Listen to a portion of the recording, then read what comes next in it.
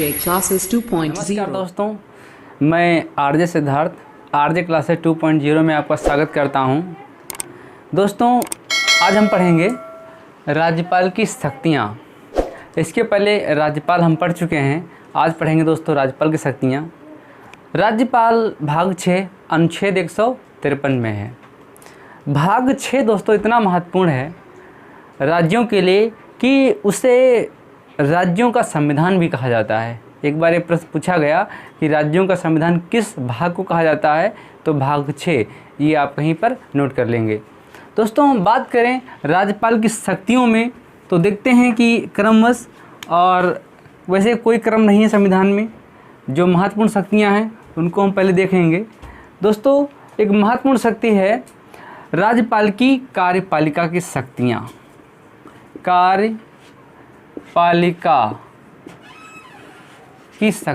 कार्यपालिका की शक्तियाँ एक ये देखेंगे, बहुत महत्वपूर्ण टॉपिक्स।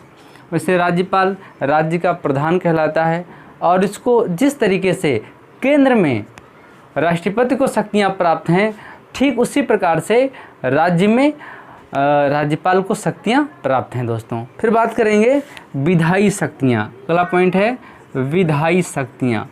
दोस्तों, मेरे साथ आप यदि लिख रहे हैं तो बहुत अच्छी बात है, यदि नहीं आप लिख पा रहे हैं तो आप मेरे साथ बोलते रहिए।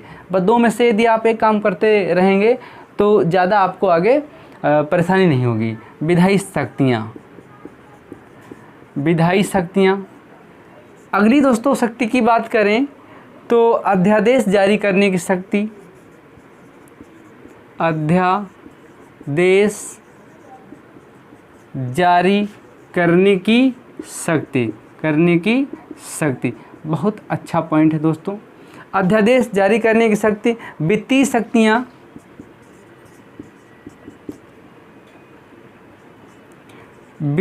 शक्तियाँ एक के दोस्तों बहुत अच्छा पॉइंट है, वित्तीय शक्तियाँ। दूसरा न्यायिक शक्तियाँ। दोस्तों, ये शक्तियाँ बहुत ज़्यादा महत्वपूर्ण हैं और एग्ज़ाम में बहुत बार पूछी गई हैं। इनसे संबंधित अनुच्छेद या इसमें कौन कौन की शक्ति आती है, ये सारी शक्तियाँ दोस्तों पूछी गई हैं। नेक्स्ट है विवेकी शक्ति। एक दोस्तों ये पॉइंट बहुत महत्वपूर्ण है, विवेकी शक्ति। तो हम देख लेंगे, हमें जो पढ़ना है दोस्तों, पहले कार्यपालिका शक्ति पढ़ना है, फिर विधायी शक्ति पढ़ना है, फिर अध्यादेश जारी करने की शक्ति पढ़ना है, फिर वित्तीय शक्ति पढ़ना है, फिर न्यायिक शक्ति पढ़ना है और फिर विवेकी शक्ति पढ़ना है। दोस्तों, आप इसको नोट कर लेंगे। इसमें पूछा जाता है निम्न में से कौन किसकी शक्ति है, या राज्यपाल अध्यादेश शक्ति के तहत क्या करता है, राष्ट्रपति क्या करता है, इस तरीके से दोस्तों पूछे जा सकते हैं। बहुत सारे एग्जाम में कथन और कारण आते हैं।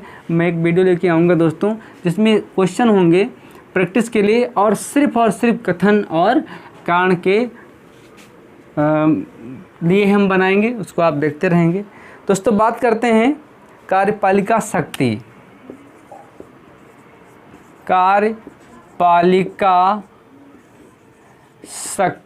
ये दोस्तों बात करें, देखिए कार्यपालिका शक्ति में जो आपको याद रखना है, सबसे पहले अनुच्छेद 154 फर्स्ट याद कर लेंगे।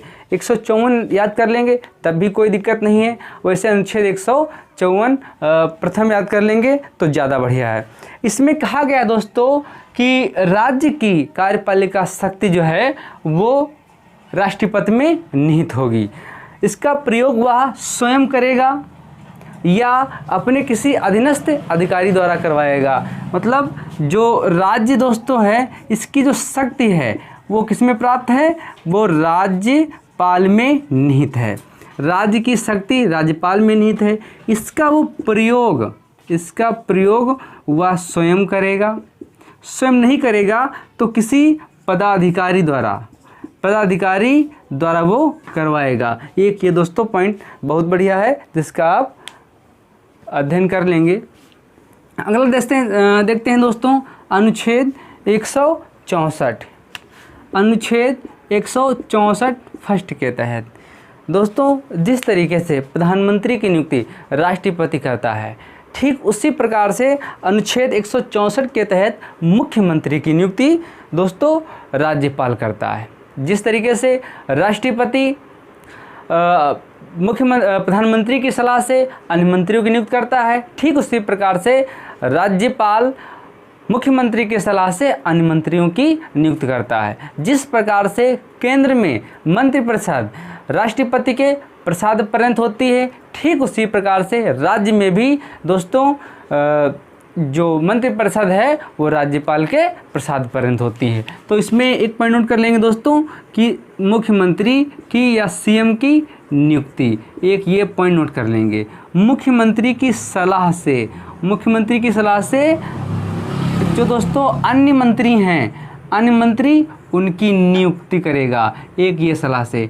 अब ये मंत्री दोस्तों राज्यपाल के प्रसाद पर्यंत होते हैं, एक ये पॉइंट बहुत महत्वपूर्ण है दोस्तों। पूछा जाता है कि मंत्री किसके प्रसाद पर्यंत हैं या नहीं है, केंद्र में किसके हैं और राज्य में किसके हैं, ये दोस्तों पूछा जाता है। चलिए आगे देख लेते हैं अनुच्छेद 167। अनुच्छेद 167 जिस प्रकार से केंद्र में राष्ट्रपति प्रधानमंत्री या मंत्रिपरिषद से कुछ विषयों पर जानकारी मांगता है, ठीक उसी प्रकार से राज्य में राज्यपाल अनुच्छेद 167 के तहत दोस्तों प्रशासन एवं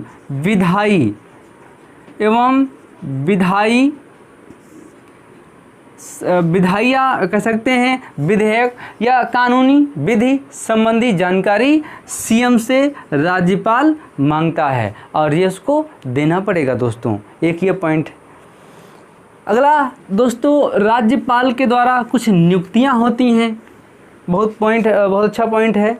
जो राज्यपाल कुछ लोगों की नियुक्त करता है, देखिए जिस तरीके से केंद्र में राष्ट्रपति दोस्तों का एक प्रधानमंत्री और कैग हो गया, प्रधानमंत्री हो गया, निर्वाचन आयोग हो गया, संघ लोक सेवा आयोग हो गया, इस तरीके से दोस्तों बहुत लोगों की नियुक्त करता है। ठीक उसी प्रकार से राज्य में भी राज्यपाल महाधिवक्ता, किसकी, महाधिवक्ता। देखिए दोस्तों सारे हम नहीं बताएंगे यहाँ पर, अभी तक मैंने कुछ किताबों को देखा और या कुछ पेपरों को देखा, विगत जो यूपी SSS या फिर लोअर पीसीएस तक के जो हमने पेपर देखे हैं उसमें जो बार बार पूछे गए, दोहराए गए हैं, मैं उन पॉइंटों को यहाँ पर बताने का प्रयास कर रहा हूँ। तो दोस्तों बात करें तो महाधिवक्ता की नियुक्ति राज्यपाल करता है। फिर बात करें दोस्तों तो लोक सेवा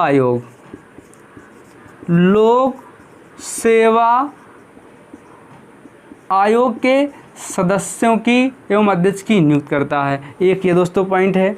निर्वाचन आयोग जो राज्य में होता है, निर्वाचन आयोग की वो नियुक्त करता है राज्यपाल। तो हम राज्यपाल के द्वारा सीएम की होती है, हमने बता ही दिया। विश्वविद्यालय, अगला दोस्तों विश्वविद्यालय के उप कुलपतियों की नियुक्त करता है, विश्वविद्यालय के उप कुलपतियों की दोस्तों ये नियुक्त करता है। ये एक बहुत अच्छा पॉइंट है जिसको आप नोट कर लेंगे, जिसमें विश्वविद्यालय, महाधिवक्ता, निर्वाचन, ये दोस्तों तीन मैंने देखा कि लगभग 5 साल में विभिन्न परीक्षाओं में लगभग 10 बार पूछे गए हैं, इसलिए मैंने सोचा ये आपको हम बता देते हैं।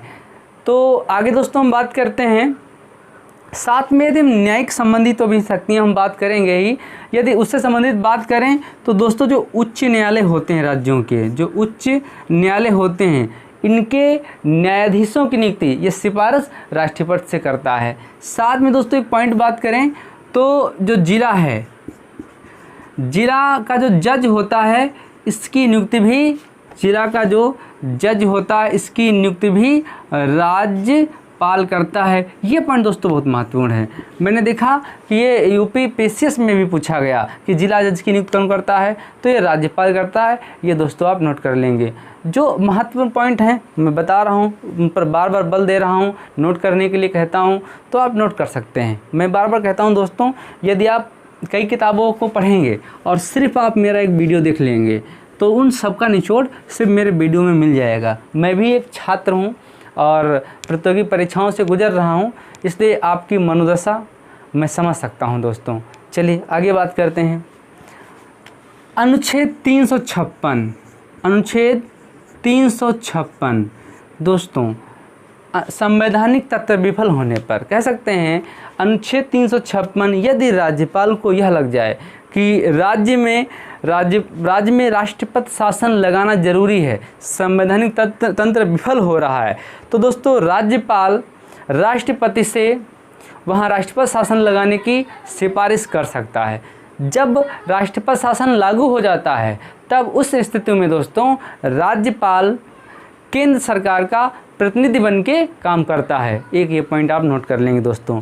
और बात करें साथ में उस समय क्या जनरल टाइम में भी राज्य सूची पर पूरा का पूरा अधिकार राज्यपाल का होता है। हाँ, समवर्ती सूची और राज्य सूची दोस्तों इन पर विषय बना सकता है और इनसे संबंधित यदि कोई अपराध किया गया हो तो उसको ये दंड क्षमा कर सकता है। ऐसे पॉइंट आपको याद रखने हैं।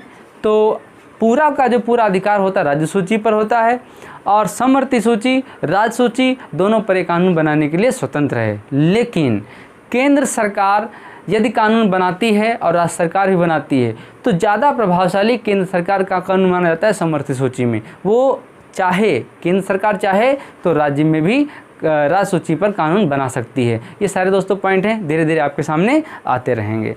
अगला दोस्तों बात करें अनुच्छेद 333, अनुच्छेद 333 की बात करें, राज्यपाल को यह ज्ञात हो जाए या सूचना उसको मिले कि किसी विधान सभा में दोस्तों एक समुदाय, विशेष समुदाय, आंग्ल समुदाय की बात कर रहा हूं दोस्तों, उसका कोई प्रतिनिधित्व करने वाला नहीं है, तो ऐसी स्थितियों में एक व्यक्ति को राज्यपाल दोस्तों विधानसभा में एंग्लो इंडियन के रूप में नियुक्त करता है। क्या लोकसभा में राष्ट्रपति करता है? हाँ करता है दोस्तों, लोकसभा में राष्ट्रपति करता है 2 व्यक्तियों को, राज्यपाल विधानसभा में 1 व्यक्तियों को। आप इतना कंठस्थ कर लेंगे। बात करें दोस्तों, जो राष्ट्रपति है वो लोकसभा में 2 व्यक्तियों को मनोनीत करता है और जो राज्यपाल है दोस्तों, राज्यपाल है ये विधानसभा में 1 व्यक्ति को नियुक्त करता है और ये दोनों दोस्तों एंग्लो इंडियन होते हैं। एंग्लो इंडियन मैंने बताया था जिनके माता पिता विदेशी हों और भारत की नागरिकता उन्होंने ले ली हो। जिस तरीके से दोस्तों राज्य में राष्ट्रपति 12 सदस्यों को मनोनीत करता है विभिन्न क्षेत्रों से, ठीक उसी प्रकार से दोस्तों यदि जिन राज्यों में विधान परिषद है, जिन राज्यों में क्या है विधान परिषद है, देखिए दोस्तों विधान परिषद और फिर बात करें हम राज्यसभा, तो हम सेम कह सकते हैं, एक जैसी शक्तियाँ, एक जैसा स्थान है। लेकिन सभी राज्यों में विधान परिषद नहीं है तो हम समकक्ष नहीं बोल सकते। लेकिन जहाँ जहाँ है तहाँ में विधानसभा और विधान परिषद, लोकसभा और राज्यसभा को एज हम साबित कर सकते हैं कि वो दोनों समान कार्य करती हैं। तो जहाँ जहाँ विधान परिषद है दोस्तों, वहाँ कुल सदस्य संख्या में से, कुल सदस्य संख्या में से 1/6 सदस्यों को, 1/6 सदस्यों को राज्यपाल, क्या दोस्तों, राज्यपाल मनोनीत करता है, मनोनीत करता है। एक ये पॉइंट दोस्तों, राज्यपाल मनोनीत करता है, आप नोट कर लेंगे। राज्यसभा में 12 सदस्यों को राष्ट्रपति करता है और यहाँ राज्यपाल कितने लोगों कर रहा है दोस्तों, यहाँ 1/6 लोग, जितने वहाँ देखिए यहाँ पर 1/6 मैंने इसलिए बताया, जितनी भी हमारे वहाँ विधानसभाएं हैं उनमें सदस्य संख्या अलग अलग है, तो उनकी जो कुल सदस्य संख्या होगी उनमें से 1/6 सदस्यों को मनोनीत करेगा। क्या वहाँ पर तो खेल, साहित्य और कला से जाते हैं, क्या यहाँ पर भी ऐसा है? हाँ यहाँ पर भी ऐसा है। यहाँ पर दोस्तों बात करें तो साहित्य से हैं, काहे से, साहित्य से हैं, कला से हैं, समाज सेवा से हैं, जैसे वहाँ पर है वैसे यहाँ पर, इसमें कोई डाउट थोड़ी ना है। विज्ञान से हैं, विज्ञान से हैं, इस तरीके से यहाँ पर भी 1/6 सदस्य राज्यपाल के द्वारा दोस्तों मनोनीत करे जाते हैं। आप ये पॉइंट नोट कर लेंगे। देखिए बहुत अच्छा पॉइंट है कि एक व्यक्ति जो एंग्लो इंडियन है उसकी नियुक्ति विधान सभा में होती है और 1/6 सदस्यों को विधान परिषद में होती है। केंद्र की बात कर लें तो राष्ट्रपति 2 व्यक्तियों को लोकसभा में और 12 सदस्यों को दोस्तों राज्यसभा में मनोनीत करता है। तो जैसे वैसे वहाँ कार्य होते हैं वैसे इन सदस्यों के कार्य यहाँ पर भी होते हैं। यदि आपने संसद को बहुत अच्छे से पढ़ लिया है तो विधानमंडल को भी आप बहुत अच्छे से पढ़ लेंगे। यदि आपने लोकसभा को बहुत अच्छे से पढ़ लिया है तो विधानसभा को बहुत अच्छा पढ़ लेंगे। यदि आप राज्यसभा को बहुत अच्छे से पढ़ लिया है तो विधान परिषद को भी बहुत अच्छे से पढ़ लेंगे। इन सारी जानकारियों को मैंने अपने वीडियो में दे दिया, आप चाहें तो वहाँ से भी पढ़ सकते हैं दोस्तों। फिर बात करें विधायी शक्तियों की, किसकी बात करते हैं? विधायी शक्तियों की। बहुत महत्वपूर्ण दोस्तों शक्तियां हैं ये विधायी शक्तियां। देखिए जितने मैं पॉइंट बता रहा हूं आप विगत पेपरों में देखेंगे तो सारे पॉइंट आपको वहां पर मिल जाएंगे, रिपीटेड पॉइंट भी आपको मिल जाएंगे, इसलिए पढ़ना ज़रूरी है, स्किप मत करना। और हम सब कंपटीशन से जुड़े हैं तो दोस्तों पढ़ते रहिए।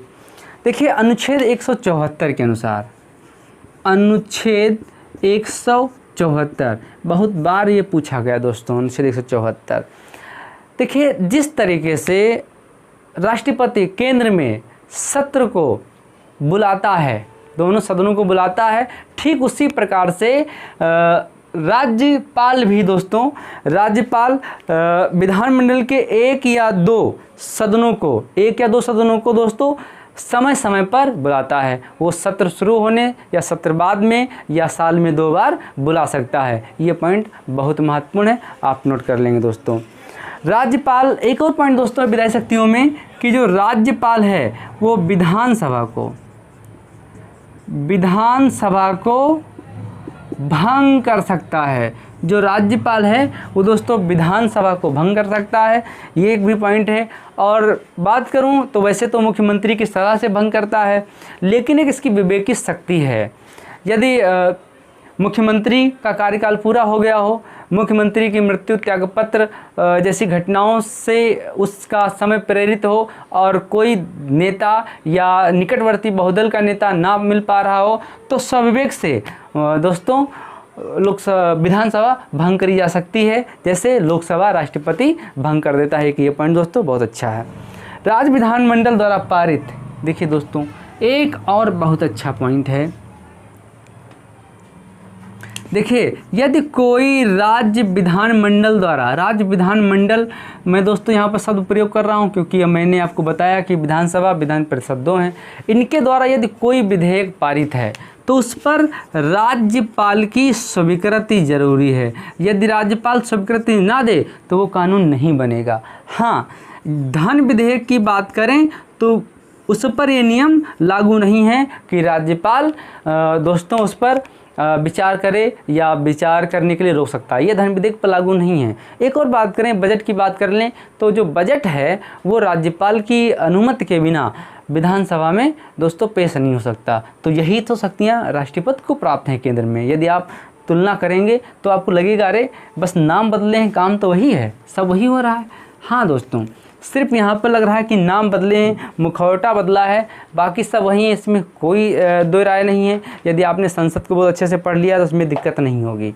अध्यादेश जारी करने की शक्ति दोस्तों देखते हैं, क्या अध्यादेश जारी करने की शक्ति, अध्यादेश जारी करने की शक्ति, अध्यादेश जारी करने शक्ति। देखिए जिस तरीके से केंद्र में अध्यादेश जारी करता है राष्ट्रपति, ठीक उसी प्रकार से अनुच्छेद 213 के तहत दोस्तों राज्य में भी अध्यादेश जारी किया जा सकता है। दोस्तों राज्यपाल किसी भी समय, देखिए एक और पॉइंट यहाँ पर नोट कर लेंगे, अनुच्छेद 213 के तहत राज्यपाल अध्यादेश जारी कर लेता है, अध्यादेश, ठीक। और ये किसी भी समय दोस्तों अध्यादेश को वापस भी ले सकता है। एक पॉइंट नोट कर लेंगे दोस्तों, कई बार पूछा गया है। फिर वित्तीय शक्तियों की बात करते हैं। वित्तीय शक्तियाँ तो दोस्तों बहुत महत्वपूर्ण है। इस समय वित्तीय संकट भी भारत पर है। हाँ, उस स्थिति में नहीं कि अनुच्छेद 360 लागू हो जाए, लेकिन कोरोना महामारी की वजह से पूरे विश्व में छा गया तो हम आप क्या हैं। राज्यपाल की अनुमति, देखिए दोस्तों, वित्तीय शक्तियाँ, वित्तीय शक्तियाँ, यदि हम इनकी बात करें वित्तीय शक्तियों की, तो राज्यपाल की अनुमति के बिना कोई भी विधेयक जो धन से संबंधित है विधानसभा में पेश नहीं किया जा सकता है दोस्तों। इसके बाद अनुच्छेद 202 की हम बात करें दोस्तों, अनुच्छेद 202 की बात करें, बहुत महत्वपूर्ण पॉइंट है। 202 की बात करें तो दोस्तों राज्यपाल वित्त मंत्री, अनुच्छेद 202 के तहत राज्यपाल वित्त मंत्री के द्वारा विधानसभा में बजट पेश करवा सकता है। देखिए पॉइंट दोस्तों नोट कर लेंगे। और आकस्मिक जो निधि होती है, क्या होती है, आकस्मिक जो निधि होती है, इस पर भी राज्यपाल का अधिकार होता है। किसका होता है, राज्यपाल का अधिकार होता है। जो आकस्मिक निधि है इस पर भी राज्यपाल का अधिकार होता है। आप इस पॉइंट को भी नोट कर लेंगे। और जिस तरीके से केंद्र में दोस्तों राष्ट्रपति का अधिकार होता है। चलिए अब न्यायिक शक्तियों की बात करें, बहुत अच्छा पॉइंट है।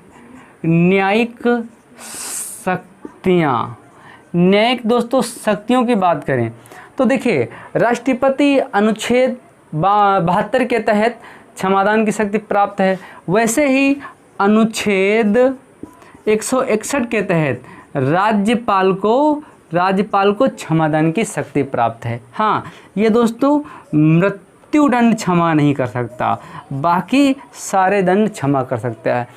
सैन्य न्यायालय के भी दंड क्षमा कर सकता है। साथ में यदि बात करें दोस्तों तो मृत्युदंड छोड़ करके और सेम पोजीशन है क्षमा करने की। बस ये है कि जो राज्य सूची समवर्ती सूची में वर्णित विषयों के खिलाफ कोई अपराध किया गया हो तो उसको दोस्तों राज्यपाल क्षमा कर देगा। और यदि राष्ट्रपति की बात करें तो राज्य सूची, समवर्ती सूची और केंद्र सूची तीनों विषयों पर वो क्षमा कर सकता है। एक ये पॉइंट दोस्तों भिन्न है, मृत्युदंड राष्ट्रपति क्षमा करता है, एक ये पॉइंट भिन्न है और राज्यपाल मृत्युदंड को क्षमा नहीं करता है, किन रूपों में क्षमा करता है। तो दोस्तों देखिए, जिस पर राज्य कार्यपालिका का अधिकार हो, एक उस पर दंड क्षमा कर सकता है। उसके बाद दोस्तों कह सकते हैं दंड को विराम लगा सकता है, दंड पर विराम लगा सकता है, दंड को परिहार द्वारा कर सकता है, क्षमा रोक सकता है, दंड को निलंबित कर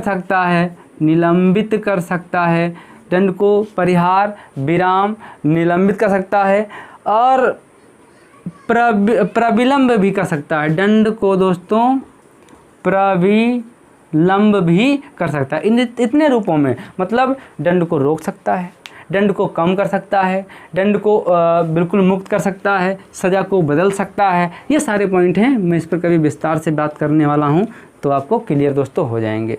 क्योंकि आप ज़्यादा बड़ा वीडियो देखते नहीं हैं तो हम लोगों की मजबूरी बन जाती है कि कम शब्दों में और कम समय में अपनी बात रखें। तो यदि आप पैसा कभी बात करते हैं कि समय देने के लिए तैयार हैं तो हम और डिस्क्रिप्टिव पढ़ाने का प्रयास करेंगे। चलिए बात करते हैं दोस्तों विवेकी शक्तियों की।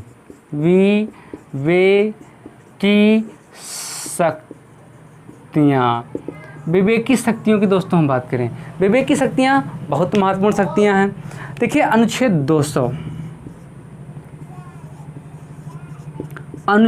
200 की यदि दोस्तों हम बात करें तो किसी भी विधेयक याद रखना दोस्तों, किसी भी विधेयक को राज्यपाल राष्ट्रपति की सलाह के लिए अपने पास रख सकता है। एक ये पॉइंट, किसी भी विधेयक को राज्यपाल राष्ट्रपति की सलाह के लिए अपने पास रख सकता है। ये इसका स्वविवेकी दोस्तों कार्य है। अनुच्छेद 213 की बात करें, अनुच्छेद 213 से बात करें तो राज्यपाल किसी भी अधिनियम को या अध्यादेश, राज्यपाल किसी भी अधिनियम या दोस्तों अध्यादेश में बात करें, अध्यादेश को राज्यपाल किसी भी अध्यादेश को राष्ट्रपति की सलाह के लिए अपने पास ये सुरक्षित रख सकता है। अब आप सोच रहे होंगे कि 200 में भी वही है, 213 में वही है। मित्रों, यहाँ विधेयक है और यहाँ पर अध्यादेश है, बाकी सब वही है। कन्फर्म हो गया होगा। फिर दोस्तों बात करें, विधेयक को पुनर्विचार के लिए वापस कर सकता है राज्यपाल। विधेयक को पुनर्विचार के लिए वापस कर सकता है अनुच्छेद 200 के अनुसार। दोस्तों, तो ये शक्तियाँ आप लोगों ने पढ़ ली। मैं उम्मीद करता हूँ कि आपको अच्छे से समझ में आ गया होगा। कुछ ऐसा भी आपको लग रहा होगा कि सर ने ये नहीं बताया, तो मैंने वही चीज़ आपको बताई है जो एग्ज़ाम में कम से कम 10 बार रिपीटेड हैं। बहुत सारी चीज़ें हैं जो हमने नहीं बताई, उनका ज़रूरत भी नहीं पढ़ने के लिए। जो वर्तमान की मांग है उसको पढ़िए। यदि आप कभी हमसे बात करते हैं, अपनी बात रखते हैं, तो मैं बहुत ज़्यादा डिस्क्रिप्टिव पढ़ाने का प्रयास करूँगा। हाँ, मैं इतिहास पढ़ा रहा था, डिस्क्रिप्टिव पढ़ाया, फिर भी अभी आगे और पढ़ाऊँगा। तो आप लगे रहिए, आप जैसा आदेश करेंगे वैसा काम करेंगे। फिर भी हम आपका दोस्तों तहे दिल से धन्यवाद अदा करते हैं कि आप बहुत ही शिद्दत से हमारे चैनल के साथ लगे हैं और बहुत ही स्पीड में हमारे चैनल को बड़ा कर रहे हैं। मैं आपको 100 बार, 1000 बार, जितनी बार शुक्रिया अदा करूं उतना कम रहेगा। हाँ दोस्तों, एक सूचना देनी थी। आप मुझे टेलीग्राम चैनल RJ क्लासेस 2.0 पर भी फॉलो कर सकते हैं। वहाँ पर अभी 15 अगस्त के बाद दोस्तों आपको हर विषय के PDF मिलना प्रारंभ हो जाएंगे और वीडियो के डिस्क्रिप्शन में भी आपको वीडियो मिलना प्रारंभ हो जाएंगे। तो इन्हीं शब्दों के साथ दोस्तों धन्यवाद। फिर मिलेंगे अगली कड़ी के साथ। नमस्कार।